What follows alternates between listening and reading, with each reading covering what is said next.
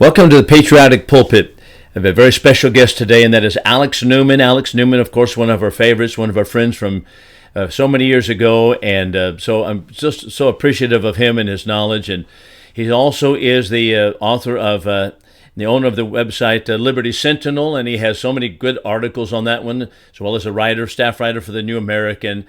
And so Alex Newman is one who has his finger on the pulse of things. So happy to have you here, Alex. Thank you for being here. Thank you for having me. It's great to be here. So, there's so much happening right now in the news. I tell you what, I wanted to talk to you about the UNIPARTY in Washington, D.C. But before we get to that, I just wonder if you have any thoughts on what has taken place just recently regarding the House, upheaval in the House, and the ousting of Kevin McCarthy and so forth, and choosing a new speaker. From the Uniparty network, Fox News, is as if this is a terrible thing, but I'm not quite so certain. What is your take on it? Yeah, all I needed to know was that Fox had given orders to their talking heads that this was bad to know that it was good. I'm very pleased that it happened, and really that's all I needed to know. Fox News is demonizing the people who did it. They must be good because Fox at this point has demonstrated that it is controlled opposition. The purpose of Fox is to keep conservatives in line so that we continue moving in the same direction toward globalism and tyranny. And so really that's all anybody should need to know. What's going on in the House of Representatives is an absolute disgrace. The Republicans have majority control of the House, and yet they're still giving Joe Biden money for all of these evil things that he wants to do. Frankly, that's unacceptable. The House has the purse strings. They should have said no more money for Joe Biden, no more money for the FBI, no more money for the DOJ, no more money for any of these evil agencies that are being weaponized and used to persecute Americans. No more money for open border, no more money for flying migrants into the United States, no more money for the agencies that are targeting Americans. It's just out of control. And we're $33 trillion in debt now, and they just want to keep going on as if nothing's happening. They want to keep sending money to Ukraine. We're going to borrow money from China to send it to Ukraine. I mean, are you kidding me? It's so out of control. And so this may be messy. It may be a little bit chaotic, but it's time for something different. And we'll see what comes out of it. I've seen a few people announce that they are running. It looks like Donald Trump might even be interested. I saw that. So I think Trump or Jim Jordan would do a much better job. You know what? And mentioning Ukraine, it's stunning to me that there's so many people in the neocon class that continually want to send money and foreign wars with Ukraine and other places, when plainly the American people are tired of that. And I think that's one of the things that conservatives have decried, is these continual foreign wars. Yep. And the Uniparty in Washington, D.C. loves the foreign wars, right? They are willing to shut down the government over forcing us to spend more money on Ukraine. They're willing to shut down the government over their willingness to make us borrow more money from communist China, our biggest geopolitical adversary, to send to a corrupt regime in Ukraine. It's very, very bizarre. At least to somebody who doesn't understand what's going on. But we really do have a Uniparty. They are allied against us, and if we're not careful, they're going to destroy the country. It's just, to be very blunt about it, this is not fun and games anymore. The future of our nation, the future of our liberties is literally at stake here. And so it's time for some chaos. It's time for emergency measures. And we see they're getting desperate, right? Newsweek now announcing that the FBI is looking at Trump supporters as terrorists.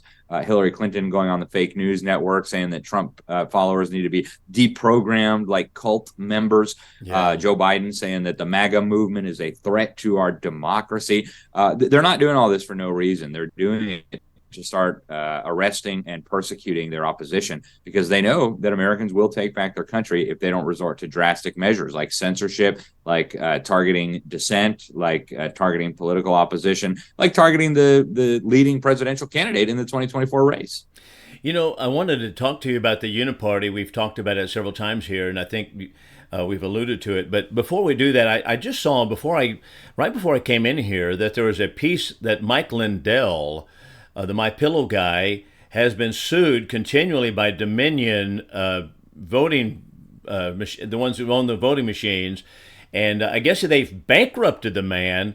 Dominion, Alex, I mean, can we not question the integrity of elections and what might be taking place with Dominion without facing bankruptcy? I mean, what? Something doesn't seem right on this here.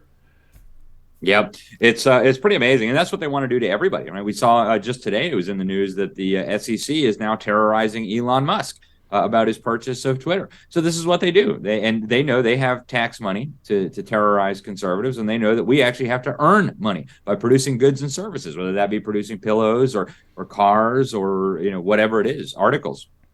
They know that they have infinite money that they can just keep extracting from the tax slaves while we actually have to go out and earn a living. So this has got to stop. And really, the House majority has the opportunity to stop it. The question is, will they do it? But yeah, they're going after Mike Lindell. They're going after Trump. They've gone after Steve Bannon. They've gone after General Flynn. They've gone after Roger Stone. They are targeting all of their political enemies. The pattern is absolutely clear. They're doing this on purpose. They're hoping to bankrupt, jail, and neutralize everybody who stands in their way. And they go for the leaders first because, that's first of all, symbolic. If we can take down Trump, if we can take down Lindell, if we can take down people who are worth millions and billions of dollars, what are you going to do with your little small business? What are you going to do with your little 401k, right? And then they know that. This is meant to send a very clear message to all Americans. Like, we're going to destroy Trump. We're going to destroy Trump's inner circle. What are you going to do to stand up to us? And the answer is probably not much if we don't band together and say, this is enough. It's time to stop. Boy, good. That's exactly right. I couldn't agree with you more, really. So we've talked about the Uniparty, and I think this is, in my mind, it's a key to understanding what is going on. I hear all the time, Republicans need to band together. And I tell people, no, we don't, because most of the Republicans, or a majority of the Republicans, are basically the same thing as soft socialists or hardcore socialists who really are just wearing a Republican dress. And they've got the hairy legs of the Democratic Party underneath it. It's just like, so I don't think there's any bringing it together on that. But that spells out what's taking place. People like the John McCains, the late John McCains of the world, and Newt Gingrich today, they're all just part of this Democratic machine and the Uniparty. So maybe explain to people what is this Uniparty, and what's the real divide in Washington, D.C., as well as the people. So what's going on is, when we talk about the Uniparty, it's that the Republicans and the Democrats at the highest levels, at the leadership levels, are united on the overall agenda. They all believe in selling out American sovereignty. They all believe in borrowing more and more trillions of dollars. They all believe in funding this massive unconstitutional federal government. They all believe in undermining our property rights. They all believe in ultimately getting rid of the Constitution. And then you have a handful of grassroots conservative Republicans that don't go along with that. And so they're marginalized as extremists and terrorists and all the nasty words that people can think of. But that's the real divide right now. Fortunately, I think the vast majority of Americans are actually on the side of truth and liberty and our country. But the political leadership in Washington, D.C. is clearly not. So the real divide is between those who want to follow the Constitution, those who want America to be what it historically has been, a nation that honors God, a nation based on biblical principles, a nation that protects the God-given rights of every individual. And then the other side that wants to completely eliminate all that and merge us into what they frequently say in public now is the New World Order. Frankly, we as Americans shouldn't want a new order. The old order was good. We had individual liberty. We had economic freedom. We had prosperity. We had safety. We had law and order. Why would we want a new order where we're going to lose all of those things? And so that's the real core of the battle right now. And at this point, I think we need all Americans to get off the sidelines and start participating, because we're not going to be able to win this if we don't get serious. The visible, I think I've heard you talk about this before, the visible machinery, a visible organization of that Uniparty or the globalist is the Council on Foreign Relations. But beneath that, there are a lot of other, below the visibility line, organizations in which all these people, to which these people belong. And it's kind of interesting because the neocon Republicans belong to the same globalist organizations such as the CFR as do the Democrats. So I wonder if you might kind of lay out a little bit about the CFR and some of those organizations, just to show people that this is where they come from. Yeah, so the Council on Foreign Relations is one of the most important groups in America, if not the most important, certainly above the visibility line. It's New York based, set up over 100 years ago now to suck America into the one world system that they're trying to build. They tried with the League of Nations. The U.S. Senate said absolutely not. And so they had to go back to the drawing board, and they realized they would need to shift public opinion in favor of surrendering our sovereignty and moving on down this line. So it's a fully bipartisan operation. The Bushes, the Cheneys, the Clintons, I mean, they all congregate around this thing. You know, the Murdochs, right? They're all involved with this. The Fox News is. And there are other organizations that don't have a website, don't publish their membership list. Things like the Bohemian Club, the Bohemian Grove out in Northern California, weirdo occult organization. They've got this 40-foot stone owl. They do these weird rituals. Kevin McCarthy was spotted there just a few months ago. He was actually walking around with his little Bohemian Grove shirt on, sporting the little owl logo. So this is a secret organization. They've got about 2,500 of the most powerful men in the world that meet together each year in the redwood forests of Northern California, and they do really, really weird things. And you got a bunch of these. You got the Skull and Bones Society over at Yale University. You got all these secret organizations of people who think that they're going to become powerful, they're going to get a bunch of money, they're going to rule over their fellow human beings, and they like to do these things in secret, right? The Bible tells us that evil prefers to be in the shadows. It doesn't want to operate in the light. Eventually, all this is going to be drug out into the open. All these people who think they're so clever, sneaking around in the shadows, doing whatever it is they're doing, all this is going to be drug out into the light at some point. I don't know when, but unfortunately, it's fully bipartisan. Republicans, Democrats, all part of this. How about the Trilateral Commission? Yeah, Trilateral Commission is another really significant one. It was founded by David Rockefeller and Zbigniew Brzezinski. Now, David Rockefeller and the Rockefeller clan have been right at the heart of this movement in America for at least 100 years. The Rockefellers were really made up the inner core of the decision-making power at the Council on Foreign Relations. They're involved in all these weirdo little secret groups, too. And David Rockefeller was a bigwig at the Bilderberg, and he wanted to start bringing in some Asians into Bilderberg, and apparently was rebuffed on that request. And so they set up the Trilateral Commission to bring together North Americans, Europeans, and Japanese. And it was organized around this book that Zbigniew Brzezinski wrote while he was at Columbia University called Between Two Ages, America's Role in the Technotronic Era. And this book is basically a naked call for technocracy, for the elimination of self-government, for the elimination really of decision-making power by the people, and for the transferring of that decision-making power to unelected and unaccountable scientists, engineers, and experts, supposedly for our own good, the efficiency, sustainability, all the rest of it. And he actually explains in the book that America is obsolete. Marxism, there's some flaws in the Soviet Union, but Marxism is the next step forward in human evolution. And then eventually we need to move toward this technocratic system.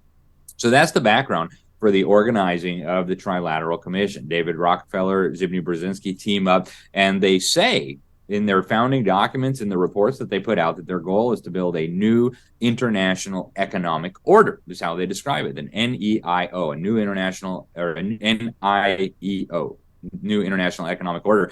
And as you read the descriptions that they offer of this, what you see is it's basically the Great Reset that Klaus Schwab is talking about. It's basically fascistic, communistic technocracy, where you lose your ability to govern yourself, you lose your private property rights, you lose the ability to control your own life and decide what you want to do, and you give that up to these self-appointed experts and elitists who think that they can rule our lives better than we can manage our own affairs. So, Alex, in all of this, what's happening in D.C. and the UNIPARTY, and then these subterranean-style secret organizations and the globalists that are seemingly driving the entire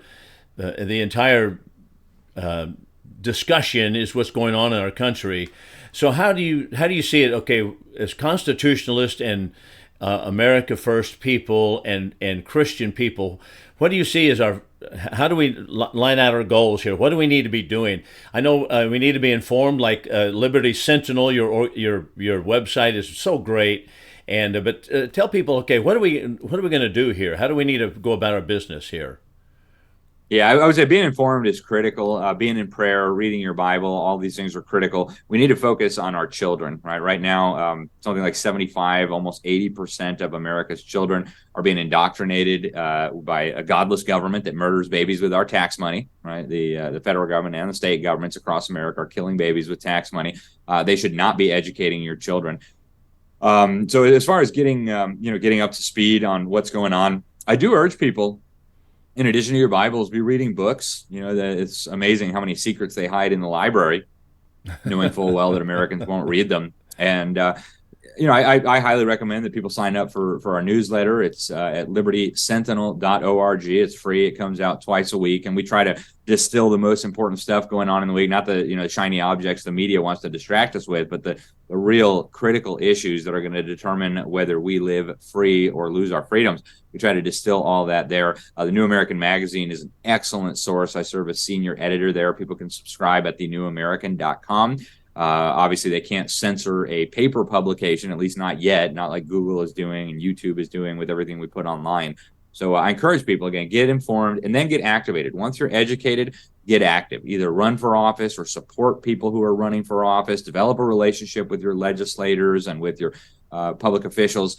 We've got to start addressing this. And the correct place to start is in our home as individuals with our families. And from there, we move to our city, our county, maybe our state. And then from there, we worry about the federal government. We focus on fixing that. But at every level, we have got to be active. And I really, really encourage people to begin that right now if they haven't been active so far.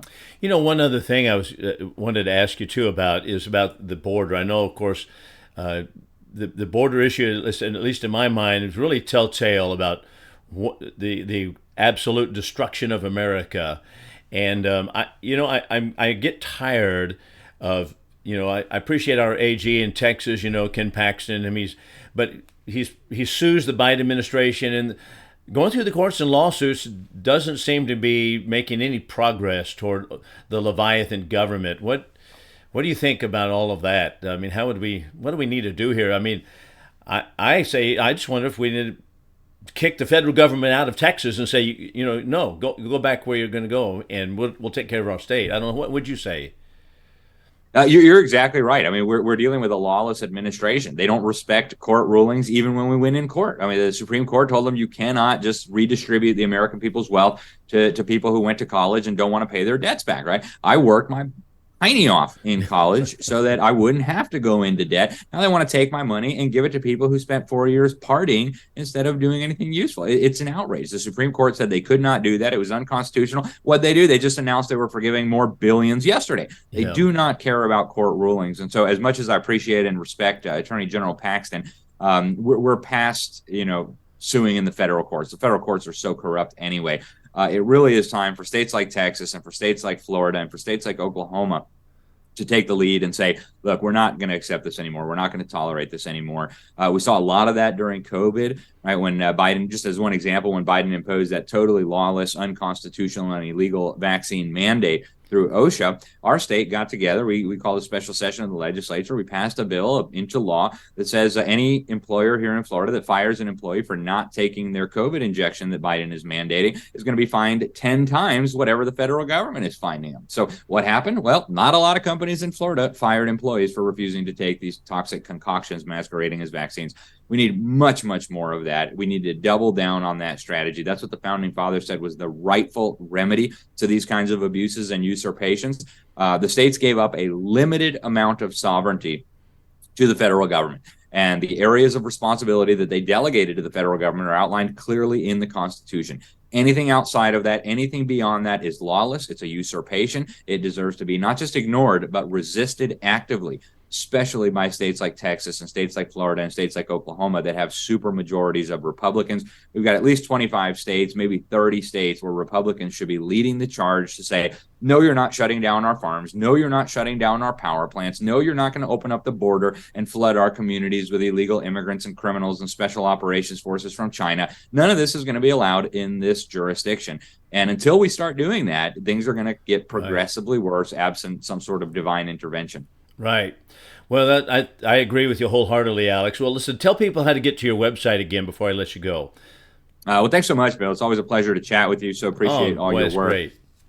So my website is libertysentinel.org. Sentinel is SENTINEL.org. You can just put your email address in there and we'll get you the newsletter and a lot of good stuff there. And then also thenewamerican.com is at thenewamerican.com. You can sign up for the free daily headlines and also for the print magazine. It comes out twice a month, delivered right to your door.